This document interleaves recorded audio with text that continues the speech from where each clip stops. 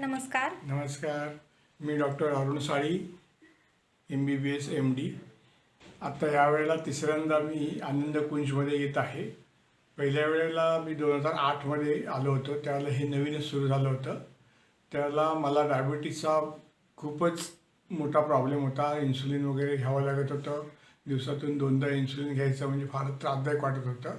आणि मी ज्याला इथून गेलो, इथून ट्रीटमेंट घेऊन त्यावेळेला माझं इन्सुलिन तर बंद झालंच, पण 6 महिने कुठलीही गोळी घ्यावी लागली नाही. आणि त्याच्यानंतर मग मला हार्टचा प्रॉब्लेम झाला. हार्ट अटॅक आला. तर मी 2013मध्ये परत आलो. त्याच्यानंतर आत्ता परत 2020मध्ये येत आहे. मधल्या वेळेमध्ये मला कुठलाही प्रॉब्लेम नाही आहे. साध्या गोळ्यांवर मला डायबिटीस चालू आहे आणि त्यांनी सांगितल्याप्रमाणे मी बऱ्यापैकी चालू ठेवलेलं आहे. कारण सर्व अगदीच स्ट्रिक्टली पाळू शकलो नाही, परंतु त्यामुळे मला डायबिटीसचं परत इन्सुलिन घ्यावं लागलेलं नाही आहे. हार्टचाही एकदा प्रॉब्लेम आल्यानंतर परत मला काय प्रॉब्लेम झालेला नाही. या इथे मी पहिल्या वेळेला 10 दिवस राहिलो, नंतरही 7-8 दिवस राहिलो आणि आता परत 10 दिवस राहायचं होतं पण राहू शकलो नाही, 8 दिवस राहिलो.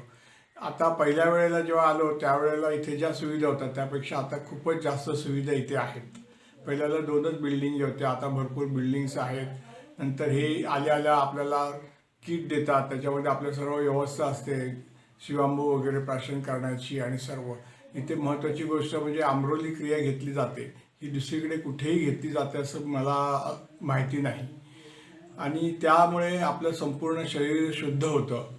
आणि त्यांनी सांगितलेल्याप्रमाणेच म्हणजे सकाळी व्यायाम करणं, दुपारी आपलं प्राणायाम करणं, संध्याकाळी सत्संग करणं, त्यामुळे मनाचं पण शुद्धीकरण होतं. आणि मन आणि आरोग्य, मन आणि शरीर यांनी जे आरोग्य आपल्याला मिळतं त्याच्या बाहेर आपल्याला हे मिळू शकेल औषधांनी असं तरी काही मला वाटत नाही. सकाळी उठल्यापासूनच त्यांचं संपूर्णपणे जे काही आहे ते अनुशासित आहे. सकाळी 6:30 वाजता उठून आम्ही लगेचच व्यायामाला जात होतो.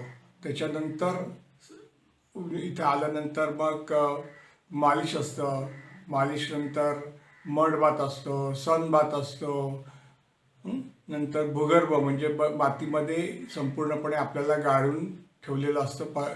आणि त्याच्यानंतर जे बाहेर येतो आपण त्याला आपल्याला खरोखरच एक सुख असं वाटतं.